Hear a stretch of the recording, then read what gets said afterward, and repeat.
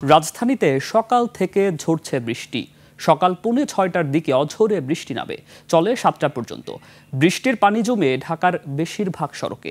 শাহজালাল আন্তর্জাতিক বিমানবন্দরের অভ্যন্তরীণ টার্মিনালের সামনের সড়ক প্রায় হাঁটু পানিতে তলিয়ে যায়, বিকল হয়ে আটকে যায় যানবাহন। এতে জলজটের সাথে তৈরি হয় যানজট, ভোগান্তিতে পড়েন চলাচলকারীরা। আবহাওয়া অফিস জানিয়েছে, রোববার রাত 12টা থেকে সোমবার সকাল 6টা পর্যন্ত রাজধানীতে 34 মিলিমিটার বৃষ্টি হয়েছে।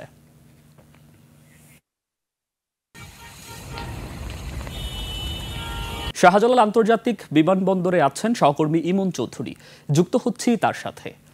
ইমন, শাহজালালের সড়কের এখনকার অবস্থা আমাদের জানান।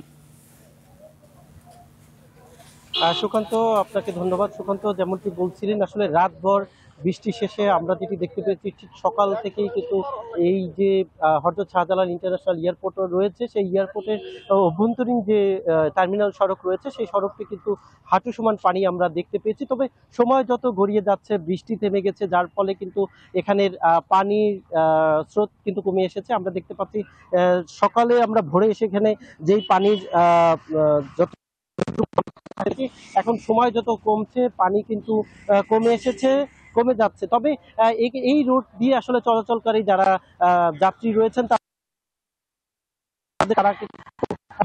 তাদের অনেকের গাড়ি নষ্ট হয়ে গেছে এই বৃষ্টির কারণে এবং পানি জমে থাকার কারণে, এবং অনেক যাত্রী কিন্তু আসলে হেঁটে হেঁটে এই সময় পার করেছে।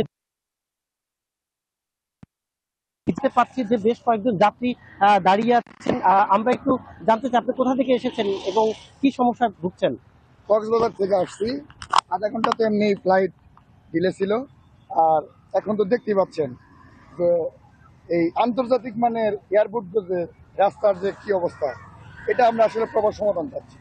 ধন্যবাদ। ধন্যবাদ আপনাকে। একজন যাত্রী আসলে বলছেন যে এই যে সমস্যা, সেই সমস্যার দ্রুত সমাধান চাই এবং সরকারের কিন্তু তারা